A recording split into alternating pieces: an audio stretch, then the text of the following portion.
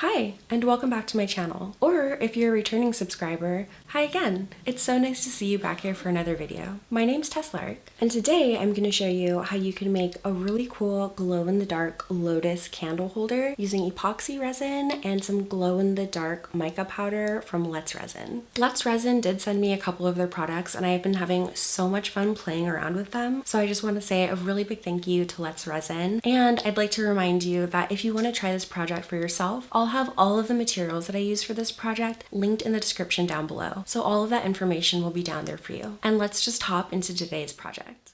This mold holds 100 milliliters of resin, so I went ahead and I mixed up 50 milliliters of resin with another 50 milliliters of hardener, and I did this off camera just to save some time for this project. And then I let that resin sit for about 5 minutes to allow some of the air bubbles to come up to the surface so I could go ahead and hit them with my heat gun and pop them easily. And I was previously working on another project where I made some glow-in-the-dark rings with this pink and green pigment, so I'm just adding a little bit of my clear resin to that, and I will add some more pigments to those as well. Also, if you'd like to see that video, I'll make sure to have that linked in the description so you can see how I made some glow-in-the-dark resin rings. But for today's project, I'm going to be using the glow-in-the-dark mica powder by Let's Resin, and I'm using both the green pigment powder and the magenta.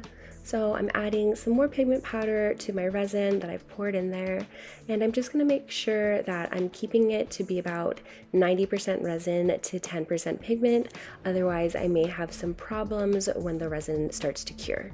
My next step is to use my popsicle stick to make sure that that mica powder is really thoroughly incorporated in the resin. Especially when you're working with powders, you can get some little chunks of mica powder, and I want to make sure that this is all really consistent.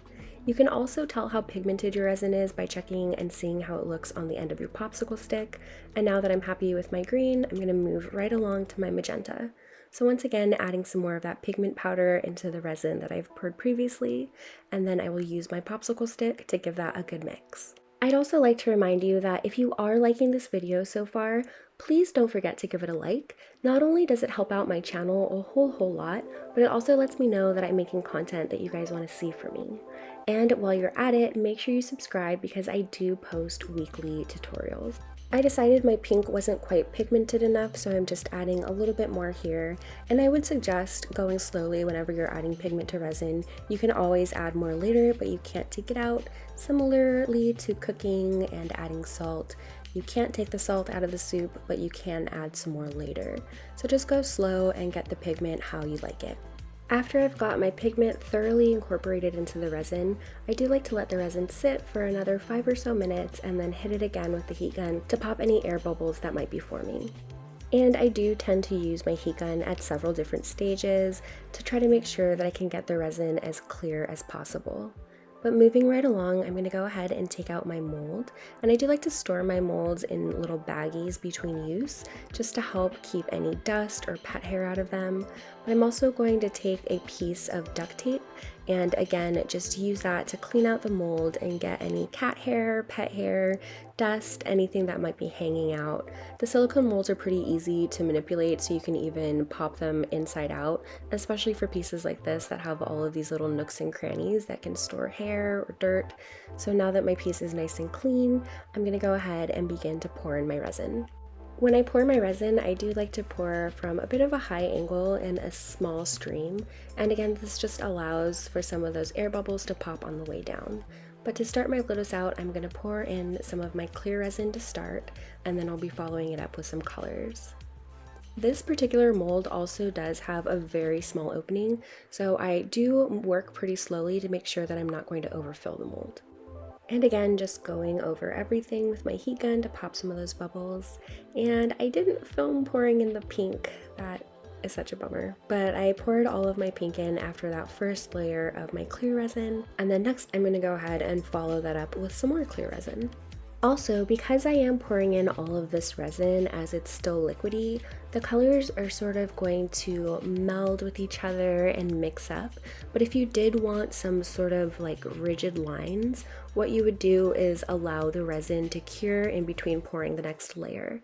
So I'm actually working on a little cube that I just started to use up some of extra resin that I made for projects.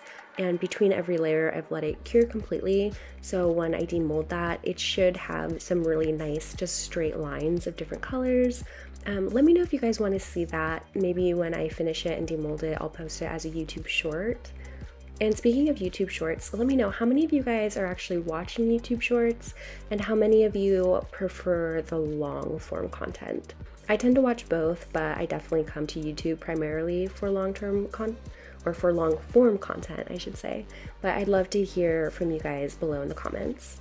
So after the pink, I went ahead and added a pretty good amount of my clear resin, and then I followed up that with all of the green, and next I'm just finishing that up with the rest of my clear resin. Again, working really slowly. You can kind of see on the sides as the resin is starting to fill up, but I definitely don't want to overfill this mold. After I've got my mold completely full, I'll go ahead and hit it with my heat gun one more time, and then I'm going to go ahead and cover this up and let it cure completely. So I'll see you soon to demold this piece. Alright, so I went ahead and I let my piece set up overnight.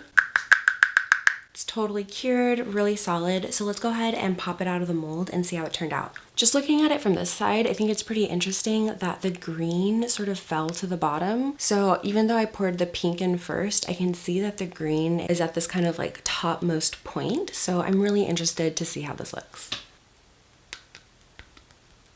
This mold's always a little tricky to get started, so just kind of try to get around that outer rim first.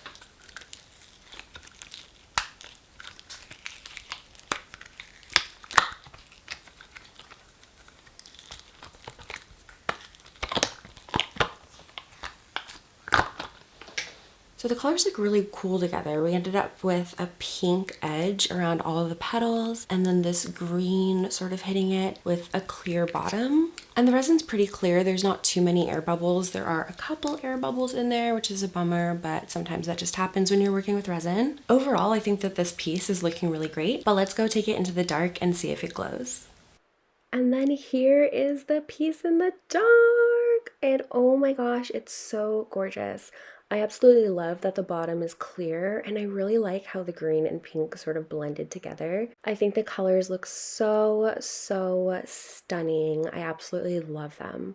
And I actually have made some glow-in-the-dark lotuses before right here on YouTube, so I'll also make sure to go ahead and link that video in the description as well. So if you want to see some more color combinations, you can check those out in the description below. But look at this piece, you guys. I am so in love. Somebody actually requested that I make one of these glow-in-the-dark lotuses using some clear resin as well, just to see how it interacted with each other. And I'm so happy that that person left that comment because I think that this is gorgeous. Let me know in the comments below what you guys think, and if you have any other ideas for me, because I absolutely love learning from you guys, being inspired by you guys, and being your little resin art guinea pig. So leave me a comment and let me know what you want to see from me next, or if there's any resin projects that you're seeing online that you're obsessed with that you think that I would like as well. I also want to include some footage of this project in the natural light so you can really see that color melt because it's really pretty. You can't really see it as well under the ring light on my camera, but outside in the natural light you can see how that green is really kind of bleeding out into the pink, but we still get the pink tips on all of the petals and pink in the center with a really bold green border right around the center and a clear bottom. Overall, I am so happy with this piece. I think it's so cute. I really love this mold. And just to remind you, I will have all the materials linked in the description below. So all of that information is going to be down there if you want to use this mold as well. But overall, I love this piece. And I want to know what you guys think as well. Thank you so much for spending part of your day with me, especially if you made it all the way to the end of this video. And if you did make it all the way to the end of the video, leave me some sort of ocean themed emoji just to confuse anybody who hasn't made it this far. I really hope that this video inspires you to make something of your own today, and I'll see you in the next one.